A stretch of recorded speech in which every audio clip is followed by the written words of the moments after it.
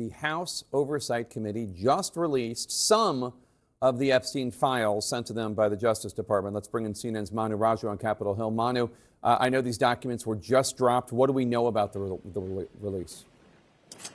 Yeah, in fact, roughly 33,000 pages have been released by the House Oversight Committee as a result of a subpoena that was issued, a bipartisan support for this subpoena that came out by this Republican-led committee last month, calling for the Justice Department to provide this information.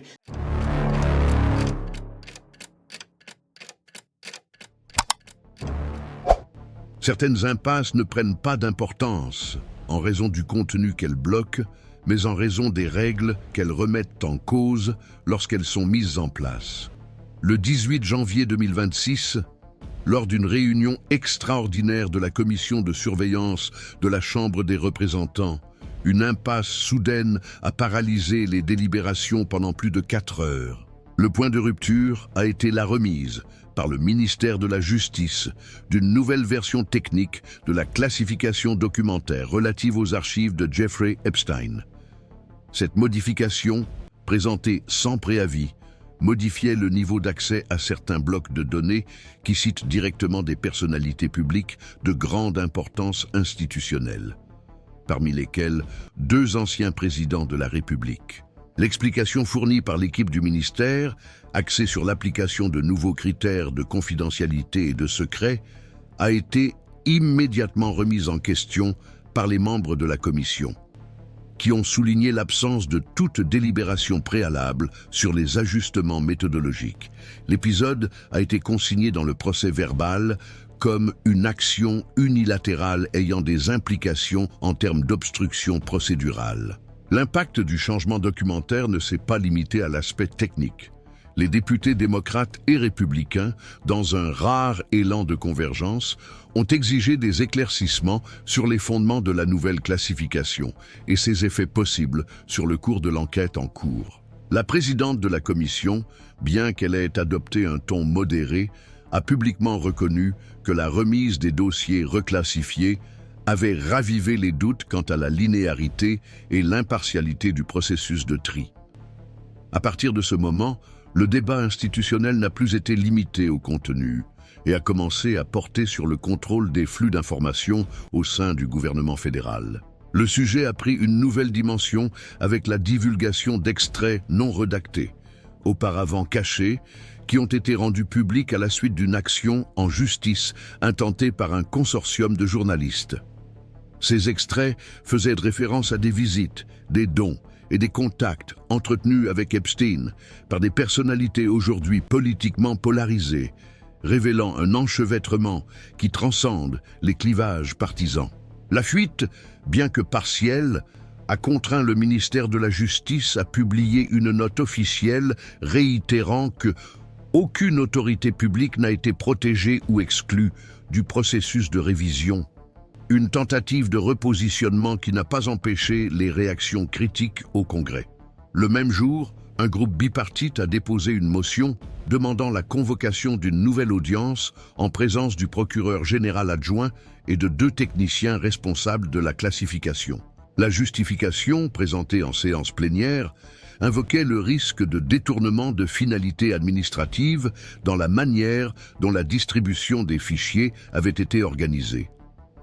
En réponse, l'un des membres du département a déclaré de manière informelle qu'il n'y avait eu qu'une révision de sécurité visant à protéger les noms des victimes et les données qui étaient exposées de manière inappropriée, mais n'a présenté aucun document technique à l'appui de cette affirmation. Parallèlement, des représentants d'organisations civiles liées à la protection des victimes de trafic sexuel ont commencé à remettre en question l'incohérence entre le discours institutionnel sur la protection et l'exposition répétée des noms des survivants dans les archives publiques rendues publiques.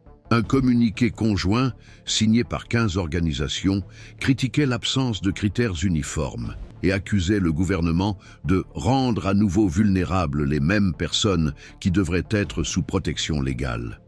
C'est dans ce contexte que le nom de l'ancien président Bill Clinton revient au centre du débat public, non pas à l'initiative des enquêteurs, mais à la suite d'une manœuvre politique anticipée orchestrée par son équipe juridique. Un communiqué publié par son porte-parole déclarait que face à l'incohérence des critères de divulgation adoptés par le ministère de la Justice, l'ancien président exigeait la divulgation intégrale des archives, mentionnant son nom, sans rédaction, sans filtrage et sans délai. Cette déclaration inattendue a déplacé l'axe du débat et a été interprétée par les analystes comme une tentative de repositionnement tactique face à l'imminence de nouvelles fuites. Dans le même temps, ce geste a également été perçu comme une pression directe sur le gouvernement Trump, suggérant que tout refus de divulguer des documents équivaudrait à une protection sélective des alliés politiques.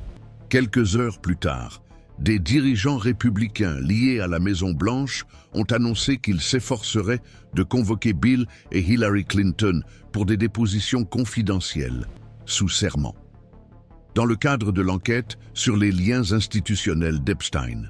L'anticipation de la défense de Clinton, associée au risque de judiciarisation du processus de classification des documents, a relancé les discussions sur les limites de l'utilisation politique des archives sous la garde de l'État. Des juristes consultés par des médias spécialisés en droit constitutionnel ont mis en garde contre la possibilité d'un conflit de compétences entre le législatif et l'exécutif. Si les commissions parlementaires tentaient d'imposer la divulgation intégrale des documents classifiés. La tension s'est encore accrue avec l'annonce que le nom de Donald Trump apparaissait à plusieurs reprises dans les documents reclassifiés dans des contextes différents, notamment des registres de présence à des événements privés, des échanges d'emails et des témoignages de tiers. Dans sa note technique, le ministère de la Justice a réitéré que la mention d'un individu n'implique pas en soi un lien avec une activité criminelle, mais a reconnu que la fréquence des citations exigeait un traitement prudent afin d'éviter des conclusions hâtives ou des généralisations abusives. C'est à ce stade que le conflit institutionnel se transforme en conflit narratif. La divulgation partielle des archives, loin d'apporter de la clarté, a créé un nouveau champ d'ambiguïté, non seulement sur qui savait quoi, mais aussi sur qui a le pouvoir de décider ce que le public peut ou ne peut pas savoir. L'absence de critères publics vérifiables sur ce qui a été gardé secret et ce qui a été rendu public renforce l'impression qu'il y a actuellement un filtrage stratégique de l'information. Et c'est ce filtrage qui est devenu le nouvel objet de la dispute politique. Alors que la défense de Clinton insiste sur la divulgation totale comme un geste de transparence, les secteurs liés à Trump tentent de présenter cette demande comme une diversion. Les deux stratégies, cependant, opèrent dans une logique d'anticipation mutuelle, où le coût politique de l'omission ou de la divulgation fait partie du calcul électoral. Lorsque des épisodes comme celui-ci dépassent l'objet de l'enquête et touchent au fonctionnement des rouages institutionnels, il devient indispensable de suivre chaque mouvement avec un regard critique et une mémoire active. C'est pourquoi les analyses continues et fondées sur des faits prennent encore plus d'importance. À partir de là, le centre de gravité du débat n'était plus la figure d'Epstein, ni même les documents eux-mêmes, mais plutôt l'arrangement institutionnel qui définit qui a le pouvoir de décider ce qui reste caché et ce qui devient public. La deuxième partie de la controverse a commencé lorsque la commission de surveillance de la Chambre, face à la pression générée par le communiqué de l'équipe de Bill Clinton, a décidé de formaliser une demande de réexamen complet des critères de rédaction appliqués lors de la dernière publication des archives. Cette demande, appuyée par un avis technique rédigé par des consultants législatifs, soulignait des incohérences entre les passages censurés et les principes de transparence établis dans la législation fédérale sur l'accès aux documents publics. Le document a été remis directement au bureau du procureur général adjoint et comprenait une demande expresse visant à ce que l'intégralité des décisions techniques de rédaction soit mise à la disposition des parlementaires disposant d'une habilitation de sécurité maximale.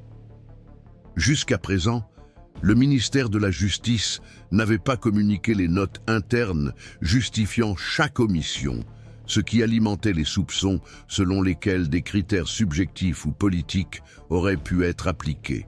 Cette convergence entre l'instance législative et l'appareil technique a mis en évidence un point critique du système de frein et contrepoids. Bien que le Congrès dispose de prérogatives constitutionnelles pour contrôler l'action de l'exécutif, il n'existe pas de disposition légale claire sur les limites du secret documentaire lorsque le contenu concerne à la fois des victimes protégées et des personnalités publiques. Ce vide normatif est devenu, selon les termes d'un analyste du Congressional Research Service, une zone grise dans laquelle prospère la sélectivité stratégique. C'est précisément dans cette zone que les disputes les plus intenses ont éclaté. Alors que certains parlementaires défendaient l'idée que la protection des survivants devait prévaloir sur toute demande publique de transparence, d'autres affirmaient que l'absence de critères publics et vérifiables permettait la manipulation des récits au profit de certains groupes. À ce dilemme s'est ajoutée l'action parallèle d'organisations juridiques indépendantes qui ont commencé à intenter des actions en justice devant les tribunaux fédéraux pour obtenir l'accès à des documents, arguant que la jurisprudence, dans des affaires précédentes, telles que les enquêtes sur Guantanamo et les audiences du Sénat sur la torture, établit des paramètres d'intérêt public qui justifient la divulgation d'extraits, à condition que des garanties techniques appropriées soient mises en place. C'est dans ce contexte que Pam Bondi, l'actuel procureur général, a commencé à jouer un rôle central dans ce conflit. Jusqu'alors, son action était perçue comme discrète, limitée à des notes officielles à caractère technique. Cependant, face à la pression politique et juridique croissante, la Commission de la justice de la Chambre a fixé au 11 février une audience spécifique pour l'entendre sur les procédures adoptées lors du tri final des archives. La convocation n'a pas fait l'unanimité. Les parlementaires du gouvernement ont fait valoir que l'audience représentait une tentative de transformer une procédure technique en un spectacle politique. L'aile critique de l'administration, quant à elle, affirmait que le silence institutionnel de Bondi avait alimenté la perception de manipulation et que, pour préserver l'intégrité de la justice, il était nécessaire d'exposer les critères utilisés. Cette tension a provoqué une série de manifestations publiques de la part d'anciens membres du ministère de la Justice, dont certains ont publié des articles dans des revues spécialisées défendant l'importance d'une trace documentée et vérifiable des décisions, afin de protéger la crédibilité de l'institution. En réponse, les porte-paroles du gouvernement ont réaffirmé que toutes les procédures avaient été menées conformément au protocole en vigueur et qu'aucune décision n'avait été prise sur la base d'intérêts politiques ou partisans. À partir de cet affrontement, de nouvelles couches de complexité se sont ajoutées à la controverse.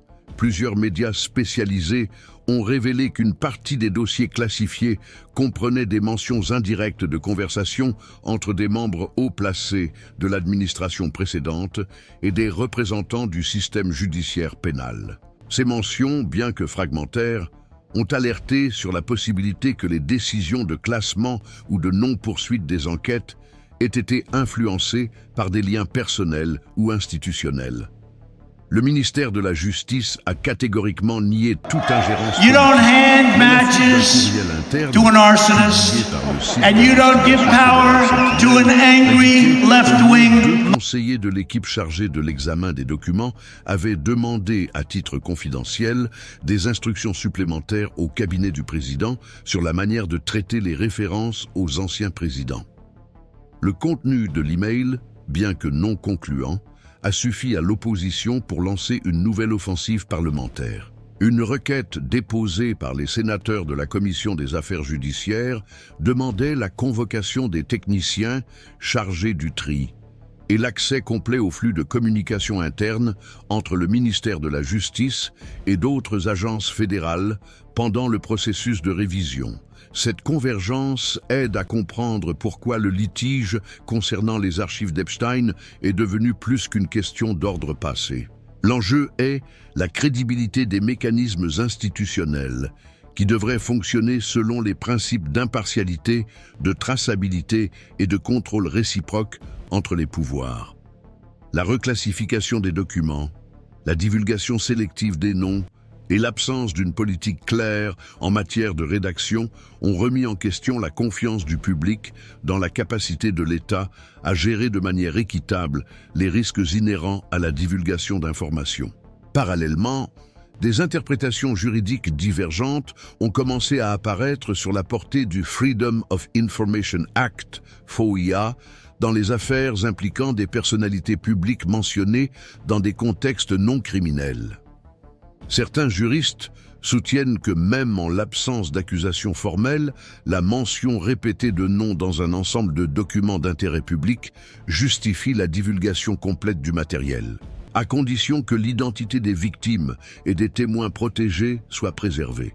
D'autres, cependant, mettent en garde contre les risques de changements normatifs qui, sous prétexte de transparence, pourraient violer les garanties individuelles et compromettre les principes fondamentaux de la procédure régulière. L'escalade de l'impasse institutionnelle a conduit le Congrès à envisager la création d'une commission mixte composée de représentants de la Chambre et du Sénat, afin de proposer une révision du cadre juridique qui régit la confidentialité et la transparence des documents.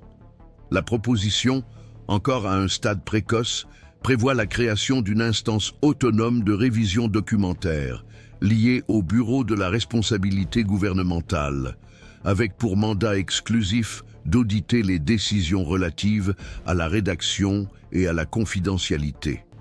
L'initiative a reçu le soutien d'organisations de la société civile et d'associations de journalistes, mais a été accueillie avec prudence par les membres de l'exécutif, qui invoquent le risque de chevauchement des compétences et d'une éventuelle judiciarisation future des décisions administratives. Néanmoins, le débat a donné lieu à un rare moment d'alignement entre des secteurs qui se trouvent habituellement dans des camps opposés. Lors d'un séminaire organisé à l'université de Georgetown, des juristes conservateurs et libéraux ont convenu que le manque de prévisibilité des critères de divulgation sape la confiance dans le système judiciaire et rend l'environnement institutionnel plus vulnérable aux manipulations externes. Dans ce contexte, les observateurs internationaux ont commencé à suivre de près l'évolution de la situation. Des organisations qui surveillent l'état de droit dans les démocraties occidentales, telles que Freedom House et l'International Center for Transitional Justice, ont inclus le cas américain dans des rapports préliminaires qui évaluent le degré de transparence des procédures judiciaires impliquant des personnalités publiques. Même s'il ne s'agit pas d'un procès au sens strict, le fait que l'État détienne et gère des informations à fort potentiel politique impose la nécessité d'un examen public rigoureux. Pour ces observateurs, la place centrale occupée par les archives d'Epstein dans le conflit actuel illustre comment des documents produits par des institutions étatiques peuvent, dans certaines circonstances, acquérir une charge explosive qui transcende leur nature probatoire. Plus que des preuves d'un crime, ces archives sont devenues des instruments de pouvoir et la manière dont elles sont manipulées en dit long sur l'architecture politique d'un pays. Dans des processus comme celui-ci, où la transparence se heurte au secret institutionnel et la légalité à la convenance politique, rester vigilant et bien informé est un élément essentiel de la citoyenneté démocratique. C'est pourquoi les analyses qui suivent ces développements avec cohérence et clarté deviennent des outils indispensables. Les interprétations divergent quant à l'objet réel du litige dans l'affaire Epstein, surtout depuis que l'enquête pénale s'est orientée vers les mécanismes de gestion et de contrôle institutionnel des archives. Pour les spécialistes du droit public, l'impasse actuelle va au-delà des discussions techniques sur les critères de confidentialité ou les ajustements rédactionnels.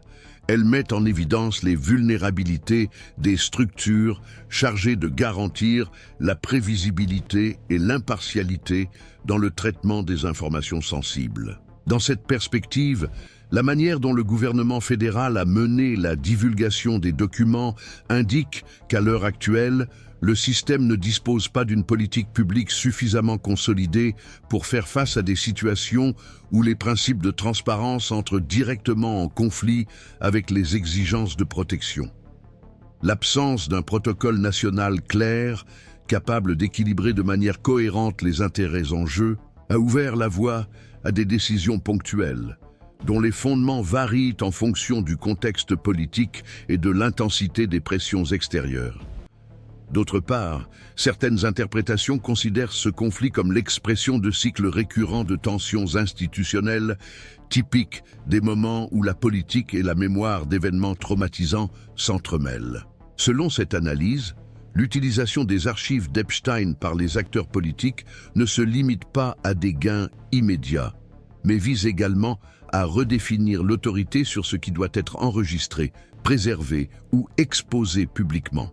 Il s'agit donc d'un conflit pour l'hégémonie narrative dans lequel différents groupes cherchent à établir des limites sur ce qui peut être dit ou montré. Dans cette perspective sociologique, les conflits de cette nature dans les démocraties consolidées ne sont pas nécessairement des signes de défaillance systémique, mais plutôt des manifestations légitimes d'un système pluraliste qui cherche encore des instruments appropriés pour traiter collectivement des épisodes d'une grande sensibilité morale et institutionnelle. Ce qui rend cette affaire particulièrement délicate, c'est la superposition de multiples niveaux d'intérêt, juridiques, politiques, médiatiques et institutionnels, qui font que toute décision, divulguée, protégée, rédigée ou exposée, a des répercussions qui vont bien au-delà de son effet immédiat. C'est dans ce contexte que des juristes et des constitutionnalistes ont commencé à examiner les impacts indirects du modèle actuel de gestion des archives, soulignant qu'il crée une zone d'incertitude juridique qui affecte tant les personnes mentionnées que les institutions responsables de la conservation et de la divulgation. L'absence de critères clairs, d'instances de recours indépendantes et d'un cadre réglementaire capable d'harmoniser la mémoire, la justice et la réputation est souvent citée comme l'un des principaux obstacles du système actuel. Historiquement, les États-Unis ont déjà été confrontés à des controverses impliquant des documents à fort impact, tels que les archives du Vietnam ou les dossiers confidentiels sur l'attaque du consulat de Benghazi. Cependant, l'affaire Epstein combine des éléments peu courants, des mentions d'anciens présidents, des victimes identifiées, des lacunes procédurales et des fuites simultanées. Cette convergence a rendu impossible toute tentative de gestion restrictive du matériel. Au contraire, chaque mesure de contrôle a été immédiatement interprétée comme un signe de favoritisme ou de dissimulation délibérée. Dans ce contexte, le débat s'est déplacé vers l'évaluation de l'autonomie réelle des organes techniques impliqués. Les observateurs soulignent que, bien que l'action du ministère de la Justice soit juridiquement défendable à bien des égards, elle n'a pas réussi à construire un discours public capable de refléter la complexité de l'affaire. Le silence initial, les changements de critères non annoncés et l'absence d'explications détaillées sur les rédactions adoptées ont contribué à éroder la confiance, tant du public que des secteurs du Congrès historiquement alignés sur l'exécutif. Cette perte de légitimité a ouvert la voie à des interprétations plus radicales, qui accusent le gouvernement d'utiliser les instruments juridiques de protection comme bouclier politique. Même si ces allégations ne sont pas étayées formellement, le simple fait qu'elles deviennent plausibles indique un changement dans la perception de la relation entre l'État, la vérité et le pouvoir. À ce jour, il n'existe pas de consensus sur la manière de résoudre l'impasse. Une partie du Congrès préconise la création d'un comité externe composé d'experts indépendants chargés de contrôler l'intégralité du processus de classification et de rédaction des archives. La proposition bénéficie du soutien de certains secteurs de la société civile, mais se heurte à la résistance de l'exécutif, qui craint que des précédents ne viennent affaiblir l'autorité du ministère de la Justice dans des affaires futures. Une autre alternative à l'étude consiste à adopter une règle provisoire, valable uniquement pour cet épisode, qui autoriserait la divulgation intégrale des extraits concernant des personnalités publiques ayant exercé des fonctions électives ou historiques au sein de l'État, à condition qu'ils ne mentionnent pas de victimes identifiables.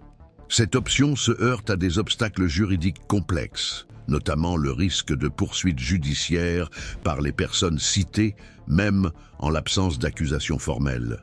Parallèlement, la convocation de Bill Clinton et Hillary Clinton pour des dépositions à huis clos devant le Congrès reste indéterminée. Le dilemme juridique consiste à concilier le droit de ne pas s'incriminer soi-même avec le devoir de coopérer aux enquêtes législatives. Les défenses soutiennent que le contexte actuel présente un risque élevé d'utilisation politique des dépositions et que toute comparution, même à huis clos, pourrait être exploitée de manière déformée par les médias. D'autre part, les parlementaires du Parti républicain affirment que le refus constitue une obstruction et annoncent des mesures légales pour garantir la présence des personnes convoquées. Le conflit, dont l'issue est encore incertaine, renforce la perception d'un système tendu, dans lequel les mécanismes de responsabilité institutionnelle sont mis à rude épreuve par des acteurs très visibles et disposant d'un capital politique important. Les analystes de la scène institutionnelle estiment que les prochaines étapes dépendront moins de décisions juridiques que de calculs stratégiques. L'approche de la période préélectorale exige que les partis concernés trouvent un équilibre entre exposition et protection. Que peut-on révéler sans compromettre le soutien politique? Que peut-on préserver sans susciter de soupçons de connivence? Et dans quelle mesure le passé peut-il être instrumentalisé sans compromettre la gouvernabilité future? Dans ce contexte, Pam Bondi occupe une position délicate. Son témoignage devant le Congrès pourrait constituer un tournant, soit en présentant de nouveaux éléments, soit en consolidant le récit selon lequel le gouvernement a agi avec des critères techniques et impartiaux. Il existe toutefois un risque que l'audience approfondisse les doutes, expose des incohérences internes et mette en évidence les limites du ministère de la Justice face aux ingérences extérieures. Indépendamment des résultats formels, cet épisode a déjà consolidé un conflit institutionnel dans lequel le contrôle de l'information prend une importance plus grande que le contenu lui-même. Ce changement mérite notre attention. Lorsque les instruments de transparence sont perçus comme des ressources stratégiques et non comme des garanties démocratiques, le coût de la désinformation institutionnelle compromet l'idée même d'intégrité publique.